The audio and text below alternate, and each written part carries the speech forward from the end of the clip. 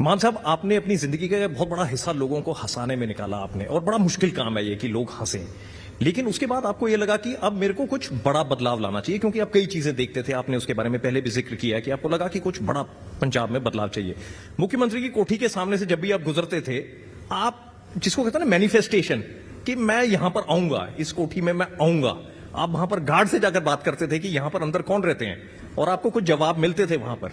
जरा बताएं उस बारे में कि ये जो मैनिफेस्टेशन वाली बात थी कि इस कोठी में मैं आऊंगा, बार बार जो आप चक्कर काट रहे थे वहां के, अब आप उस कोठी में हैं, कैसे हुआ ये? काम तो आज भी मैं लोगों को खुश करने का ही कर रहा हूं। जब भी महिलाओं को 1000 रुपया, जब 1500 रुपये की स्कीम, 10 लाख का हर परिवार का जीवन बीमा, सेहत का बीमा कर रहे हैं तो लोग खुश हो जाते हैं। काम तो अभी भी खुश होने का ही कर रहा हूं। विरोधियों के लिए ज्यादा खुशी नहीं है, उनको रुलाने का काम कर रहा हूं।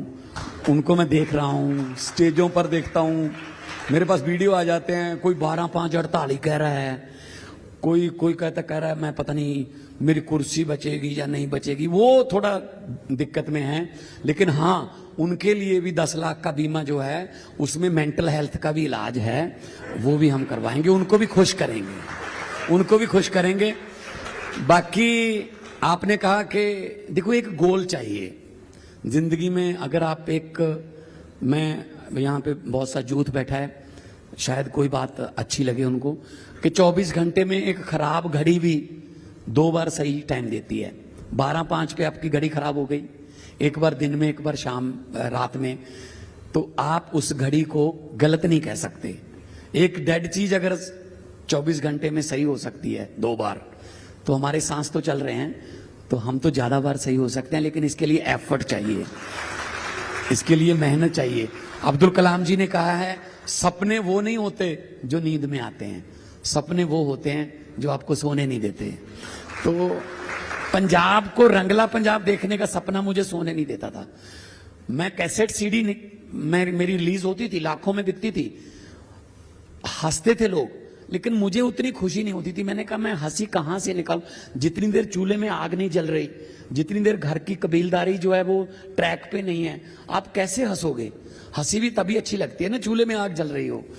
अब पंजाब का मैं आसपास से इधर से सुनता था बुरा हाल, तो मैं कहता था यार कैसे, किस मुंह से मैं कैसेटें निकालूंगा, कैसेट सीडी निकाल के दुनिया से चला जाऊंगा तो आने वाली पीढ़ी पूछेगी जब हमारे बाप दादा, जब हमारे चाचा नशे में, ड्रग्स में मर रहे थे तो भगवंत मान जी आप क्या कर रहे थे? तो मैं ये कहूंगा कि मैं सीडी निकाल रहा था हंसाने के लिए। मैं कुछ ना कुछ तो फिर समाज के लिए कुछ करना, समाज ने मुझे इतना कुछ दिया, मैंने समाज को वापस क्या दिया, ये मेरे मन पे बोझ था। तो इसीलिए फिर मैंने बना लिया कि ये काम तो राजनीति में जाके हो सकता है, क्योंकि डिसीजन सारे वहीं से होते हैं। राजनीति में ये जो रवैती पार्टियां, अकाली दल है, कांग्रेस है या बीजेपी है, मैं इनमें जाना नहीं चाहता था, इन्हीं की वजह से तो तंग थे। तो एक नई पार्टी बनी पीपीपी, मनप्रीत बादल ने बनाई, मैं उसमें गया, लेकिन वो भी कांग्रेस में विलय कर गया। तो फिर एक और नई पार्टी बनी आम आदमी पार्टी, मैं उनके संपर्क में आया। तो मेरा मकसद मैं पहले ही बना चुका था। जब मैं आर्टिस्ट था, मैं मोहाली में रहता था, तो जब भी टाइम मिलता था इधर को गाड़ी आती थी। वैसे तो 10 सेक्टर के बाद ना आगे जाओगे तो नाके शुरू हो जाते हैं, आम बंदे को तो वहां जाने ही नहीं देते, पता नहीं आगे एलियन रहते हैं, है ना। तो ये 2 सेक्टर वाले कोठियां, 3 सेक्टर वाली कोठियां तो देखने नहीं देते आम लोगों को। लेकिन मैं चला जाता था, मुझे जानते थे वो, मैं गाड़ी में बैठा होता था, तो मैं सीएम हाउस के सामने गाड़ी रोक लेता था, वहां से बंदूकें तनी होती थी। मैंने कहा कौन है अंदर? कहते कोई नहीं है जी। मैंने कहा मुख्यमंत्री साहब? कहते वो तो सिसमा रहते हैं जी, कैप्टन अमरिंदर सिंह, उनको अपना महल बना लिया था। मैंने कहा तुमने किस बात के लिए तानी हुई है फिर ये? कहते जी अब क्या करें, ड्यूटी है। मैंने कोई भी नहीं है? कहते नहीं। मैंने कहा अंदर साफ सफाई रखना, मैं आऊंगा यहाँ पे एक दिन। तो कहते जी आ जाओ जी, किसी की रखवाली तो करें, हम तो वैसे ही बैठे हैं।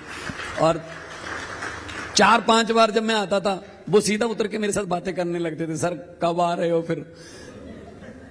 तो सोचा था 17 में, नहीं हो पाया। भगवान वो कहते हैं समय से पहले और भाग्य से ज्यादा कभी नहीं मिलता। तो 22 में फिर जब ओथ सेरेमनी हुई, उसके बाद जब ये घर खाली हुआ। जब मैं आया तो वही लड़के मुझे मिले, मिठाई का डिब्बा लेके, कहते जी आप तो पहले ही आना चाहते थे यहाँ। तो मतलब ये कि ये कोई ऐसा नहीं है कि ये कोई संयोग है। मेहनत करो, अपना गोल पहले फिक्स करो, फिर उस गोल के लिए, उस टारगेट के लिए मेहनत करो। मैं कहता हूं कि जो पहाड़ों वाले स्कूलों में पढ़े हैं ना, सुखबीर बादल है और ये अपना प्रताप बाजवा पीपीएस में पढ़ा है, कोई बाईपीएस में पढ़ा है, मैं स्कूलों को कोई ऐसा दोष नहीं दे रहा हूं, लेकिन ये ऐसे ही हैं। बस मैं सरकारियन हूं, मैं सरकारी स्कूल में पढ़ा हूं, और सरकारी स्कूल जो है ना वो पर्सनैलिटी डेवलपमेंट का काम बहुत अच्छा करते हैं। कैसे बताऊं? घर से स्कूल के लिए चले, रास्ते में ये फैसला करना होता है कि घर से तो निकल गए, स्कूल जाना है या ना। क्योंकि प्राइवेट में तो घर पे फोन आ जाता है, आपका बच्चा आज आया नहीं। सरकारी में कौन फोन करता है, आए आए बच्चा, ना आए ना आए। फिर क्लास में चले गए, वहां डिसीजन लेना पड़ता है, भागना आधी छुट्टी के समय है या पूरी छुट्टी के समय है। फिर सरकारी स्कूल में राजनीति भी सीखता है बंदा, अकेले भागें या 5-10 का ग्रुप बना लें, 5-10 साथ में लेके जाने हैं या कैसे करना है, किसके साथ मिलके खेलना है। फिर उसके बाद ये डिसीजन भी लेना पड़ता है, जो बाहर लड़ाई होगी वो किधर से वो भाग सकते हैं, अगर वो हम पर हावी हो गए हम किधर से भाग सकते हैं। तो कितने डिसीजन लेने देखो सरकारी स्कूल सिखाता है। मैं तो ये कह रहा हूं कि हरजोत बैंस जी ने ये इंश्योर कर दिया कि अब प्राइवेट स्कूल और सरकारी स्कूल में कोई खास फर्क रह नहीं गया है। लेवल आज की डेट में एजुकेशन का लेवल, पंजाब के सरकारी स्कूलों से बीच में बंक नहीं मार सकते अब आप। वो 1 अप्रैल से कर रहे हैं हम, वो अच्छे टाइम में निकल गए आप। 1 तारीख से, परसों से हम ये लागू कर रहे हैं कि अगर सरकारी स्कूल का बच्चा ना आए तो उनके पेरेंट्स को मोबाइल फोन पे मैसेज आएगा। और एक और भी है उसमें, अगर कोई टीचर ना आए तो भी मापे को मैसेज आएगा पेरेंट्स को कि आज ये टीचर आया नहीं है। उसके बाद फिर देखेंगे स्कूल की मैनेजमेंट कमेटी की, उसकी टीचर की छुट्टी जो है वो प्रॉपर छुट्टी है या फरलो मारी है इसने।